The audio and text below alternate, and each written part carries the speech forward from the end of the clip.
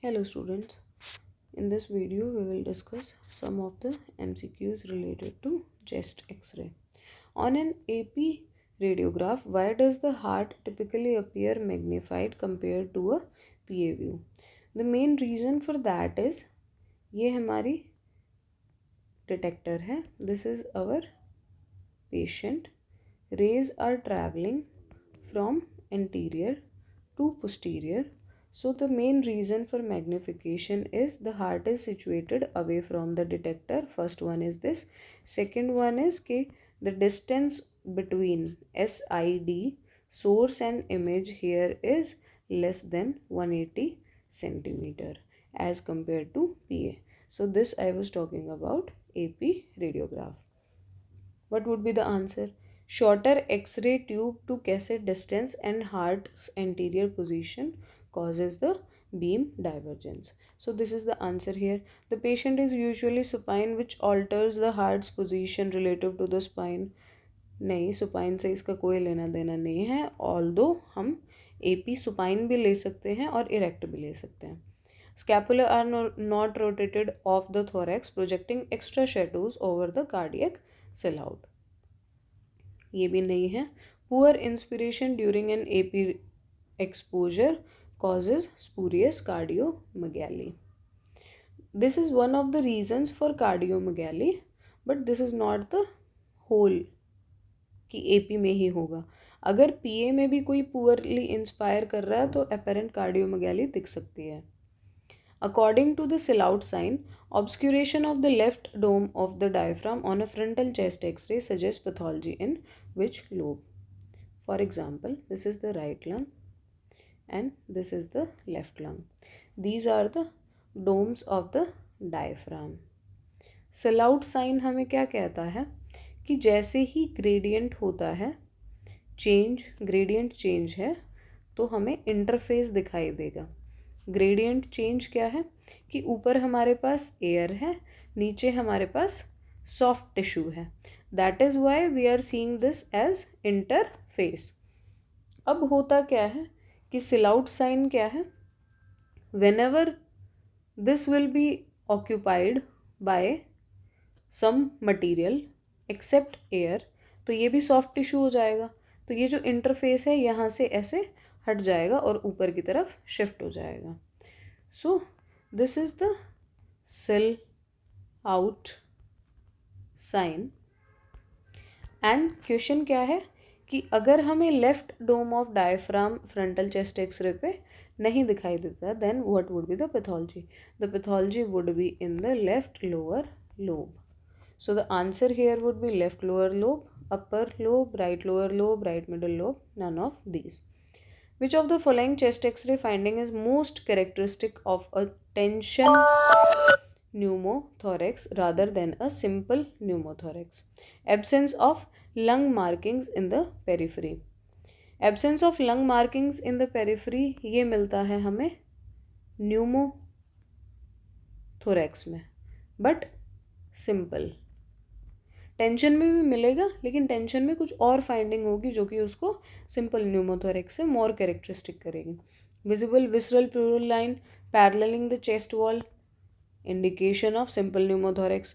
Complete collapse of the ipsilateral lung हो सकता है, but the most characteristic finding would be flattening और inversion of the ipsilateral Hemy diaphragm. कहने का मतलब ये है कि ऊपर के 3 ऑप्शन करेक्ट होते हैं दोनों में, सिंपल न्यूमोथोरेक्स में भी और टेंशन न्यूमोथोरेक्स में भी. लेकिन यहाँ पे हमसे पूछा गया है मोस्ट कैरेक्टरिस्टिक.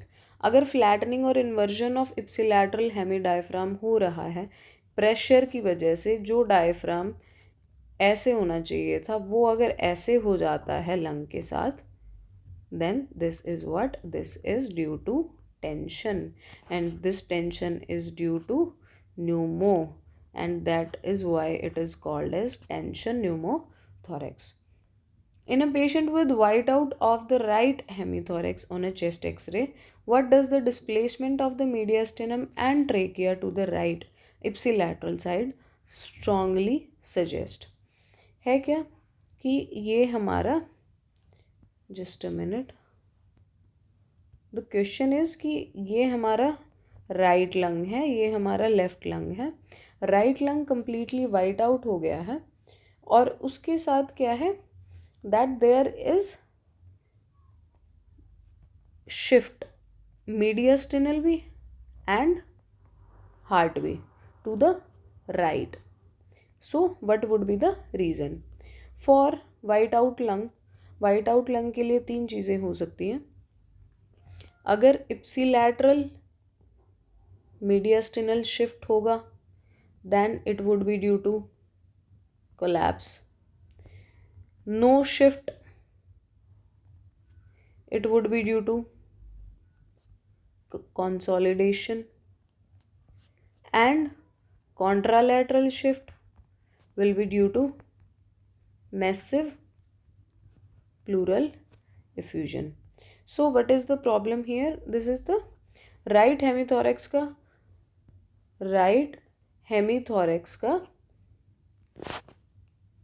वाइट आउट है और राइट की तरफ ही शिफ्ट हो रहा है. So this will fall in collapse kind of category. The answer here would be collapse of the entire right lung. Next is, what is the primary role of a chest X-ray in the initial workup of a patient with suspected acute pulmonary embolism? Pulmonary embolism आपको clinically किसी patient को लग रहा है लेकिन आप उसका x ray करा रहे हो. एक्सरे क्यों करा रहे हो? क्या आपको पल्मोनरी एम्बोलिज्म उस पर पता चल जाएगा एक्सरे पे? सो क्या है कि पल्मोनरी एम्बोलिज्म की sensitivity and specificity are low on X-ray, low on chest X-ray. Hence ये एक्सरे पे डायग्नोज नहीं हो सकता है. बट हेयर अगर आपको क्लिनिकली किसी पेशेंट को पल्मोनरी एम्बोलिज्म लग रहा है तो ये डिसाइड होने से पहले कि वो क्लिनिकली पल्मोनरी एम्बोलिज्म है, there would be some mimics of that also and we have to rule out those mimics जो कि हमारे एक्सरे पे rule out हो जाएंगे. To assess for right heart strain by measuring the cardiothoracic ratio? No. To exclude other conditions that mimic the clinical features of pulmonary embolism? This is the correct answer here. To definitively confirm the diagnosis by visualizing the embolus? No, कभी भी नहीं दिख सकता. To identify the specific signs like Westermark sign और Hampton's hump? No, x ray पे बहुत ही कम chances हैं कि आपको इतना दिखेगा. Which of the following descriptions best fits the typical x-ray appearance of a interstitial lung disease? So we are having two type of lung diseases. First one is interstitial lung disease, second is alveolar disease. होता क्या है alveolar में, जो alveoli है हमारी alveolar sac है, that is filled with any substance which could be pus, which could be fluid, which could be blood, which could be air. So these are the alveolar type of diseases. Second is ILD, interstitial lung disease. होता क्या है कि ये हमारी alveoli है, ये हमारी alveoli ऐसे करके हैं, इनके बीच में इंटरस्टिशियम जो है, तो इस इंटरस्टिशियम को अफेक्ट जो चीज़ करती है that is ILD. So thickening of these interstitial septums are seen here and this will look like what? Reticular opacities or will be like nodular opacities. So ILD will look like what? Fine lines, reticular, small nodules or both reticulonodular. On the other hand, अगर यही alveoli हमारी fill हो जाती है in case of alveolar disease, so this will look like what? Fluffy or blobby opacities involving the whole lobe. Homogeneous opacity in a lobar distribution with air bronchogram. This corresponds to what? This corresponds to what? Lobar pneumonia. And this comes under alveolar opacity. Second is fluffy, ill-defined coalescing opacities. This indicate alveolar disease. Fine lines, reticular, small nodules, nodular. This represents ILD. And large, thin-walled, air-filled structure. This represents the cyst. Ideal position for the tip of an endotracheal tube. ETT on an adult chest X-ray with the head in the neutral position. So this is the trachea here. This is trachea bifurcation. हमारी ET कहाँ तक आनी चाहिए? Endotracheal tube.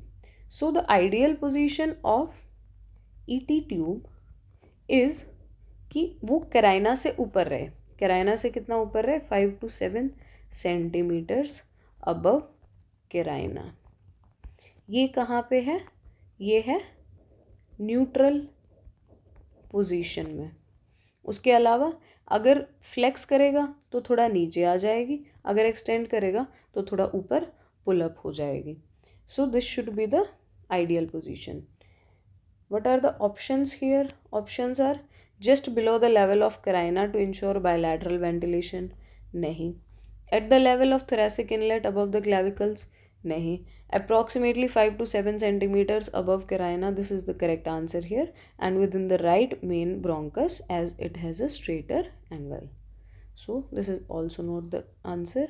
So answer C is option C is the answer here. Thanks for patience listening. Thank you.